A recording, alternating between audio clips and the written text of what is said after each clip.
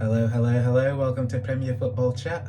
Today we're going to be talking about the big interview from this week with Piers Morgan and Cristiano Ronaldo.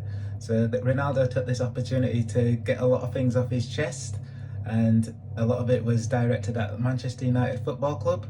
So he didn't hold back on anything. So he started off by saying the young players are as hungry as what he used to be back in his generation, and they've had it quite easy, which to a certain extent you have to agree with, because back in his generation he was training with the likes of Keane, Scholes, Giggs, and they were kicking him about and that in training, and that sort of toughened him up and helped him become a bit stronger and also the player that he is today. So I can see where he's coming from, and he's when you hear that, I can feel like it is a bit disappointing that they're not taking his lead, and he's a great icon and a role model and a generational talent. So when you hear that, it is a bit like, come on, you've got to take this information and also watch how he trains, watch how he eats, watch how he plays on board as a young player at Manchester United. But at the same time, he does give off this, like, I don't know, like an arrogance of him. So he's kind of hard to sort of find him likable at times.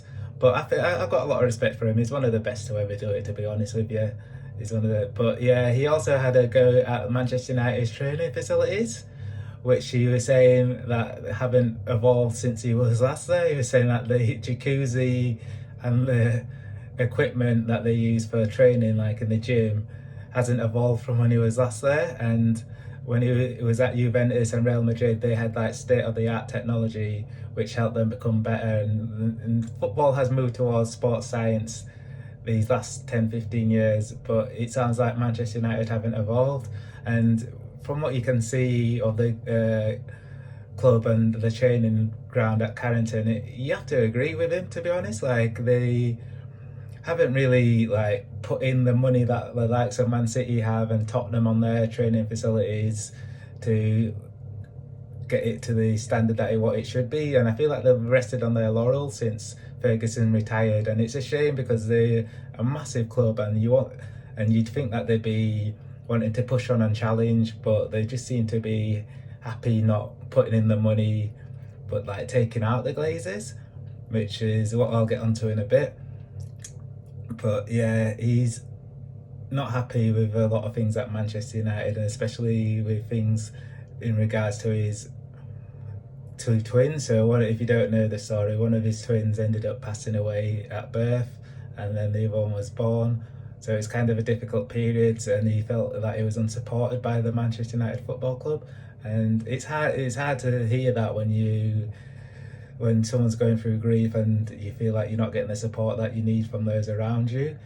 But with that, it's one for the hierarchy to answer, and I feel like they should have that conversation with him and try to resolve the issues. But like, getting back to the Glazers, my goodness, they're just being taken out, not putting money in. And yeah, Man United are just, you can see how it's happened with them as well on the pitch as well. And what Ronaldo said about the training facilities not improving sort of reflects on the team on the pitch as well. They've not really progressed since Ferguson left either. They've not really shown signs of challenging.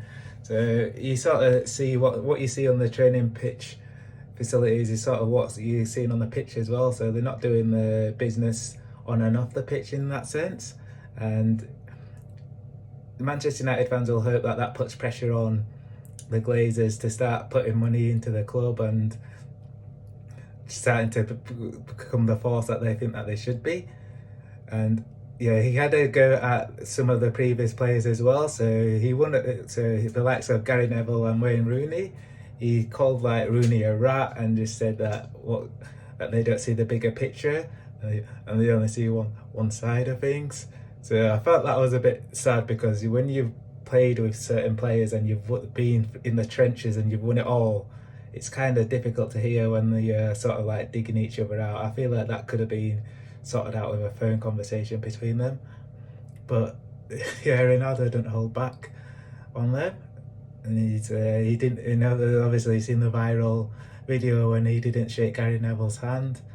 And yeah, he was saying that Ten Hag doesn't respect him, and it's a kind of a tricky one, like, because Ten Hag's also got to think about the team. He's got to put the team first, and Ronaldo felt like he was disrespected when he was asked to come on for the last few minutes, and then he stormed off down the tunnel. But that's not the first time that he's done that. So he went off and left the ground in the pre-season friendly, and he's done the same against Tottenham. So with Ten Hag, like, you got to respect a two-way street. You can't complain about Ten Hag not respecting you, and you're walking down the tunnel during the game and leaving your teammates behind. So on that one, I feel like you've got to respect your manager, and obviously Manchester United is still your employee. But how do I feel like this is going to play out?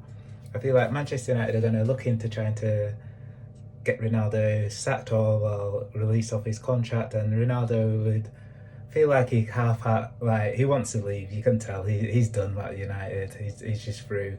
So I feel like he did this interview sort of to try to get his foot out of the door, and I feel like he'll get that, and it'll be best for both parties as well, which sort of Ronaldo alluded to. So if he leaves Manchester United, and Manchester United can progress without him, because if you look at the win percentage as well, it's much higher without Ronaldo this season. And yeah, I feel like it'd be better for the club as well to move forward and not have this sort of hanging over them. And because Ronaldo sort of just dropped a bombshell on this of an interview and just gone off to the World Cup, so it's given Man United time to put in an appropriate response. And also, I think Ronaldo has this period now where he can just concentrate on Portugal, and the January transfer window is coming up, so I can see him parting ways. And yeah, I think this interview, Piers Morgan didn't really press him on certain issues, like in regards to when he was saying that he didn't feel like he was wanted by certain people at Man United. He didn't really name names, so Piers Morgan could have asked him about that. And I also feel like Piers Morgan could have also mentioned, like, when Ronaldo said that he didn't speak to the hierarchy, but at the same time he said, "Oh, I don't speak to the hierarchy, but however, I felt like I wasn't wanted." So how can you say that you don't feel wanted if you're not speaking to them, if you've had no contact? But at the same time, the Glazers are just, it feels like they're running that club into the ground, and so Man United will just hope that it gets better before it gets worse. And it's hard because you see in Arsenal doing things the right way with their recruitment, even though they've had issues with their owner. And previous Man United players as well in the past, like Zlatan Ibrahimovic, have also criticised how the club's ran. And so a lot of things Ronaldo said must have some truth to it. So you can't just say, "Oh, he's spitting the dummy out," and you can't accept that he's getting older. I just feel like it's one of them things where Man United need to buck up their ideas and start becoming a big club that they think they are. And also, I feel like Ronaldo needs to have some acceptance that times are changing now.